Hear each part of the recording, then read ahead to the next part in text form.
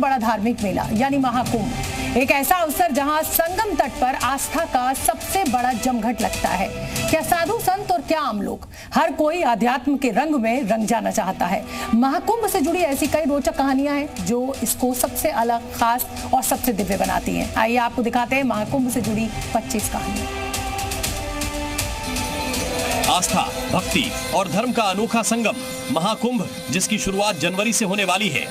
महाकुंभ मेला जो हर 12 साल में एक बार आयोजित होता है, एक ऐसी दिव्य घटना है जो न केवल भौतिक रूप से बल्कि आध्यात्मिक रूप से भी हर व्यक्ति के जीवन को प्रभावित करती है। इस बार प्रयागराज महाकुंभ को अब तक का सबसे भव्य और दिव्य महाकुंभ बनाने की तैयारी की जा रही है, जहां महाकुंभ का क्षेत्रफल 3200 हेक्टेयर से बढ़ाकर इस बार 4000 हेक्टेयर किया गया है। मेला क्षेत्र को कुल 25 सेक्टर्स में बांटा गया है। इन सेक्टर्स में श्रद्धालुओं, तीर्थ पुरोहितों और अखाड़ों के साथ ही संत महात्माओं के शिविर लगाए जा रहे हैं।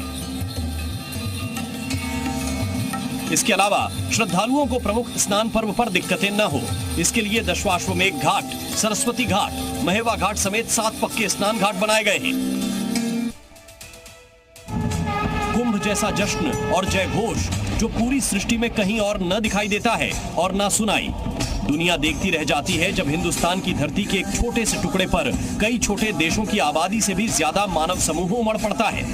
2019 महाकुंभ में 20 करोड़ लोगों ने हिस्सा लिया था और इस बार प्रयागराज महाकुंभ में 40 करोड़ लोगों के आने का अनुमान है, जो इसे सबसे बड़ा धार्मिक आयोजन बनाता है। महाकुंभ 2025 का आयोजन 13 जनवरी से 26 फरवरी तक होगा। महाकुंभ दुनिया का सबसे बड़ा धार्मिक मेला है। 45 दिनों तक चलने वाला ये महाकुंभ हिंदुओं के लिए बेहद महत्वपूर्ण है। इस दौरान कुल 6 शाही स्नान होंगे। पिछला अर्धकुंभ मेला साल 2019 में प्रयागराज में हुआ था। वहीं इससे पहले साल 2013 में प्रयागराज में महाकुंभ का आयोजन हुआ था।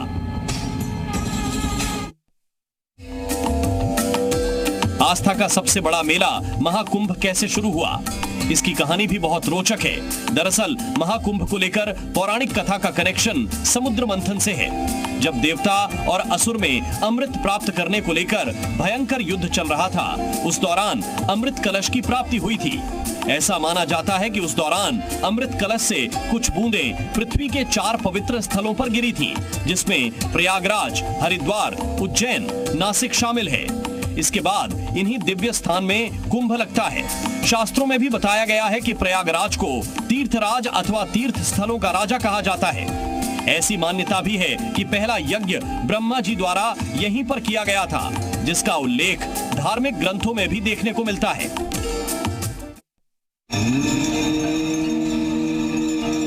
महाकुंभ का आयोजन 12 साल बाद ही क्यों होता है, इसे लेकर भी एक बेहद अहम वजह है। समुद्र मंथन के दौरान देवताओं और राक्षसों के बीच अमृत के घड़े के लिए लड़ाई 12 दिव्य दिनों तक चलती रही, जो मनुष्यों के लिए 12 साल तक का माना जाता है। यही वजह है कि कुंभ मेला 12 साल में एक बार मनाया जाता है। ऐसा कहा जाता है कि इस अवधि के दौरान नदियां अमृत में बदल गईं, इसलिए दुनिया भर से कई तीर्थयात्री पवित्रता और अमृता के सार में स्नान करने के लिए कुंभ मेले में आते हैं। महाकुंभ का आयोजन मोक्ष की प्राप्ति के लिए भी होता है। एक प्राचीन कथा के मुताबिक जो व्यक्ति महाकुंभ में स्नान करता है, वो जन्म मृत्यु के चक्कर से मुक्त हो जाता है। इस स्नान से न केवल पापों का नाश होता है, बल्कि आत्मा को शांति भी मिलती है।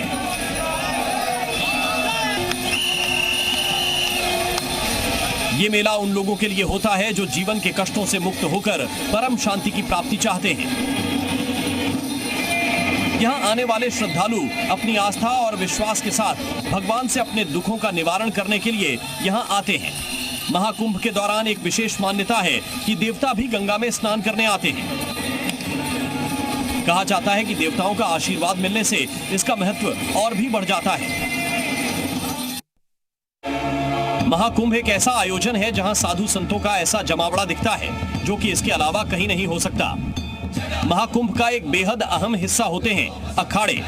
माना जाता है कि धर्म रक्षा के लिए ही अखाड़ों की स्थापना हुई। धर्म क्षेत्र में इनके योगदान को काफी अहम माना जाता है।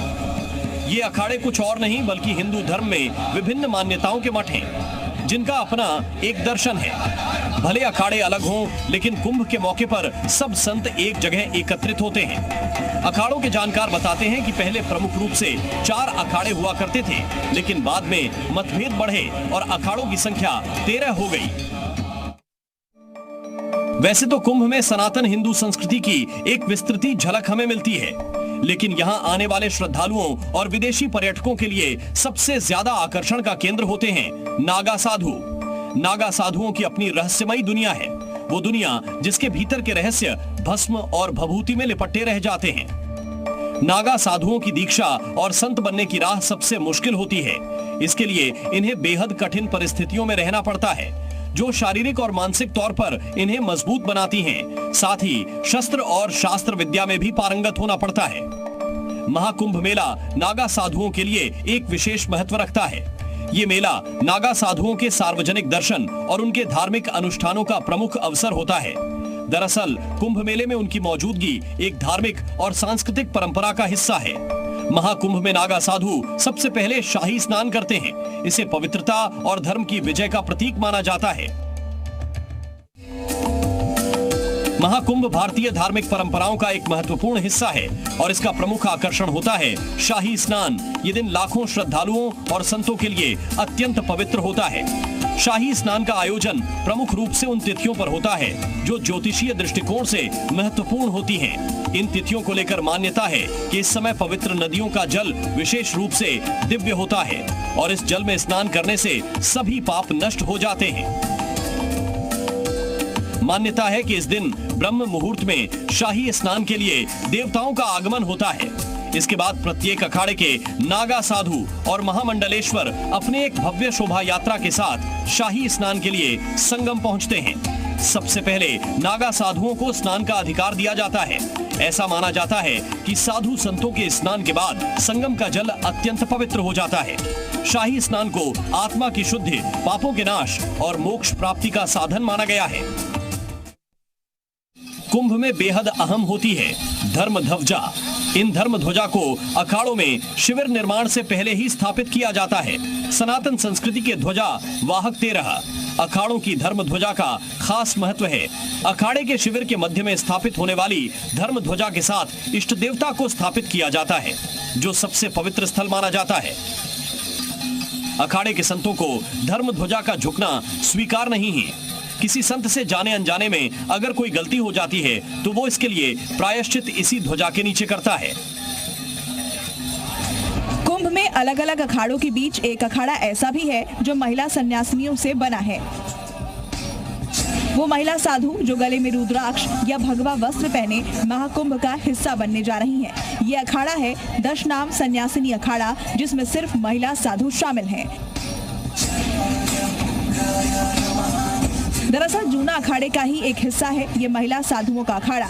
इसमें महिला संतों के साथ साथ महिला नागा साधु भी शामिल हैं, जिनकी परंपरा का आरंभ 21वीं सदी में किया गया। कुंभ मेले में इन महिला सन्यासियों के लिए अलग से शिविर बनाया जाता है। ये शिविर जूना अखाड़े के ठीक साथ में बनता है।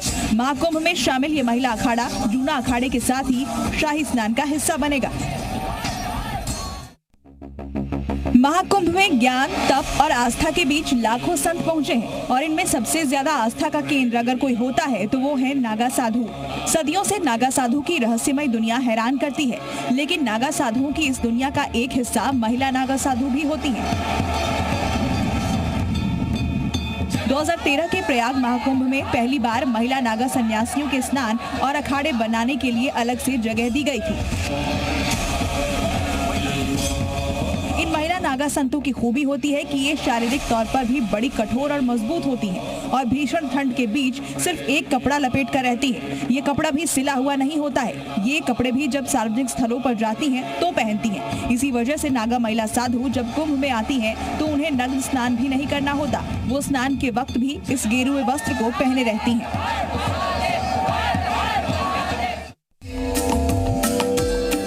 दरअसल कुंभ 4 प्रकार के होते हैं: कुंभ, अर्धकुंभ, पूर्ण कुंभ और महाकुंभ। सभी कुंभ मेले ग्रहों की स्थिति के मुताबिक आयोजित किए जाते हैं। कुंभ मेला किस स्थान पर आयोजित किया जाएगा, इसका निर्णय ज्योतिषीय गणना के आधार पर किया जाता है।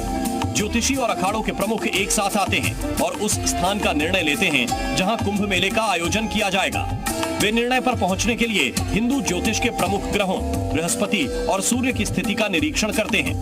बृहस्पति यानी गुरु और सूर्य दोनों हिंदू ज्योतिष में प्रमुख ग्रह हैं, इसलिए इनकी गणना के आधार पर ही स्थान का चयन किया जाता है। जब बृहस्पति ग्रह वृषभ राशि में उच्च स्थिति में होता है और सूर्य भी मकर राशि में उच्च स्थिति में होता है तो महाकुंभ प्रयागराज में मनाया जाता है। कुंभ न सिर्फ धार्मिक अनुष्ठान का केंद्र है, बल्कि ये तंत्र मंत्र और साधना का भी स्थल बनता है। कई तांत्रिक और साधक इस मेले में अपनी साधना करते हैं ताकि वे आत्मिक शक्ति और मानसिक शांति प्राप्त कर सकें। तांत्रिक विधियां और साधनाएं महाकुंभ मेला में आध्यात्मिक उन्नति के लिए महत्वपूर्ण मानी जाती हैं।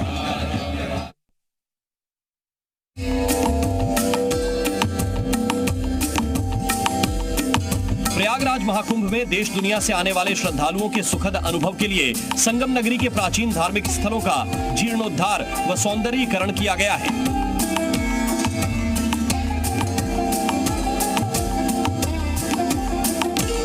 इस क्रम में संगम तट पर स्थित नागवासुकी मंदिर का भव्य नवीनीकरण भी किया गया है।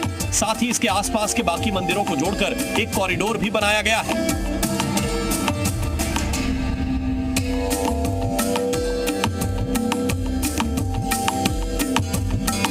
ये मंदिर महाकुंभ आने वाले तीर्थयात्रियों के लिए विशेष महत्व रखता है। मान्यता के मुताबिक इस मंदिर का दर्शन पूजन करने के बाद ही कुंभ तीर्थ सफल माना जाता है।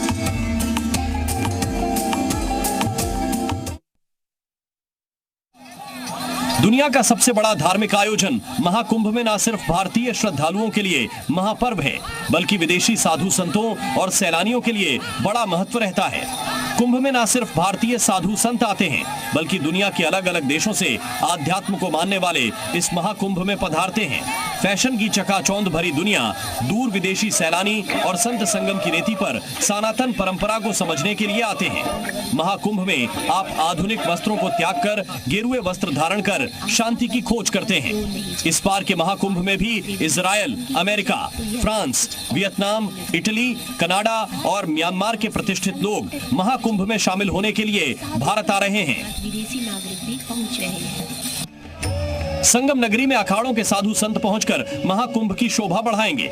महाकुंभ और कुंभ में अक्सर साधु संतों के अखाड़ों की बात की जाती है। साधु संतों के अखाड़ों जैसा ही एक अखाड़ा है किन्नर अखाड़ा। किन्नर भी अपने अपने आराध्य का पूजन हिंदू पूजा पद्धति से करते हैं। किन्नर अखाड़े का अस्तित्व साल 2019 के प्रयागराज कुंभ मेले के दौरान दिखाई दिया। किन्नर अखाड़ा जूना अखाड़े में ही मर्ज है। जितने भी अखाड़े साल 2019 के प्रयागराज के कुंभ में थे, उन सभी की तुलना में सबसे अधिक भीड़ किन्नरों के अखाड़े में थी। देश भर में किन्नरों के 13 अखाड़े हैं। इसमें शिव जी को मानने वाला किन्नर अखाड़ा, भगवान विष्णु जी को मानने वाला किन्नर अखाड़ा और गुरु नानक देव जी को मानने वाला किन्नर अखाड़ा शामिल है। किन्नर अखाड़ा प्राचीन काल से अस्तित्व में है। ये रामायण और महाभारत काल के समय यानी त्रेता और द्वापर युग में भी मौजूद रहा है। मान्यताओं के मुताबिक राजा दशरथ को जब पुत्र रत्न की प्राप्ति हुई, तब आशीर्वाद देने के लिए किन्नर समुदाय के लोग गए थे। किन्नरों ने भगवान राम की नजर उतारी और उन्हें दुआएं दी। ये काम आज भी किन्नर समुदाय करता है। किन्नर लोगों को दुआएं दे रहे हैं। ये काम किन्नर अखाड़े के सदस्य भी सनातन पद्धति के मुताबिक करते हैं। हर बार की तरह इस बार भी महाकुंभ में साधु संतों के साथ लाखों की तादाद में श्रद्धालु जुटेंगे, जो देश के कोने कोने से ही नहीं बल्कि विदेशों से भी आएंगे। लिहाजा महाकुंभ में शामिल होने वाले श्रद्धालुओं के स्वास्थ्य से जुड़ी व्यवस्था भी की गई। मेला क्षेत्र में 100 बेड वाले 2 सेंट्रल अस्पताल भी बनाए गए हैं। मगर इस बार सीएम योगी ने डिजिटल महाकुंभ के सपने को साकार करने के लिए अस्पतालों में एआई यानी आर्टिफिशियल इंटेलिजेंस का भी इस्तेमाल किया है, जिसकी मदद से श्रद्धालु अपने स्वास्थ्य से जुड़ी किसी भी समस्या को अपनी भाषा में पूछ सकते हैं, उससे जुड़ी जानकारी प्राप्त कर सकते हैं। सेंट्रल हॉस्पिटल के 10 बेड वाले आईसीयू में मरीजों के पास नई तकनीक से लैस स्पेशल माइक होगा, जो 22 क्षेत्रीय और 19 विदेशी भाषाओं को ट्रांसलेट करेगा। इसके अलावा पूरे आईसीयू में एआई कैमरा भी लगाए गए हैं, जो कि आईसीयू में मौजूद मरीजों की स्थिति पर नजर रखेंगे। इस बार महाकुंभ में इको फ्रेंडली कुटिया का निर्माण किया जा रहा है। योगी सरकार की मंशा कुंभ मेला क्षेत्र को पॉलिथीन मुक्त रखने की है और सरकार की इस मंशा को आगे बढ़ा रहे हैं यहाँ शिविर लगाने वाली संस्थाएं और साधु संत। महाकुंभ क्षेत्र में शास्त्री ब्रिज के नीचे देवराहा बाबा न्यास शिविर में घास फूस का इस्तेमाल कर कुटिया बनाई जा रही है, जो बेहद आकर्षक है। पूरे शिविर में कहीं पर भी प्लास्टिक या फिर टेंट का इस्तेमाल नहीं किया गया, यानी ये शिविर पूरी तरह से इको फ्रेंडली है। सिर्फ कुटिया ही नहीं बल्कि शिविर में हवन कुंड से लेकर यज्ञशाला का निर्माण भी इको फ्रेंडली है। संत निवास और उसके अंदर की व्यवस्थाओं को भी इको फ्रेंडली बनाया जा रहा है। साधु संतों का मानना है कि कुटिया संस्कृति का भाव बांस से बने शिविरों में ही आता है, इसलिए धार्मिक संस्थाओं में बन रहे शिविरों में इको फ्रेंडली शिविर बनाने को प्राथमिकता दी जा रही है। महाकुंभ में इस बार अध्यात्म ही नहीं टेक्नोलॉजी का भी संगम देखने को मिलेगा। इस बार महाकुंभ में कानून व्यवस्थाएं बनाए रखने के लिए आर्टिफिशियल इंटेलिजेंस का जबरदस्त इस्तेमाल किया जाएगा। महाकुंभ में कानून व्यवस्था बनाए रखने के लिए आर्टिफिशियल इंटेलिजेंस से लैस सीसीटीवी कैमरे लगाए गए हैं। इन कैमरों की खासियत यह है कि जब भी उनकी नजर अनियंत्रित भीड़, दुर्घटना या जाम पर पड़ेगी, ये कंट्रोल रूम में हालात बिगड़ने के संकेत पहले ही दे देंगे। इससे पुलिस को एक्टिव होने में और व्यवस्था बनाए रखने में मदद मिलेगी। कुंभ मेला क्षेत्र में 2700 AI से लैस कैमरे लगाए गए हैं। कल्पवास महाकुंभ से जुड़ी एक विशेष धार्मिक परंपरा है जिसे बहुत से श्रद्धालु महाकुंभ के समय पालन करते हैं। कल्पवास का अर्थ है कल्प, एक युग तक पवित्र स्थान पर निवास करना और विशेष धार्मिक आचार व्यवहार का पालन करना। इसमें एक श्रद्धालु पूरे महाकुंभ के दौरान 1 महीने या पूरी अवधि तक संगम में तट पर रहकर साधना और तपस्या करता है। कल्पवास के दौरान भक्त दिन रात राम कथा, ध्यान, साधना और पूजा करते हैं।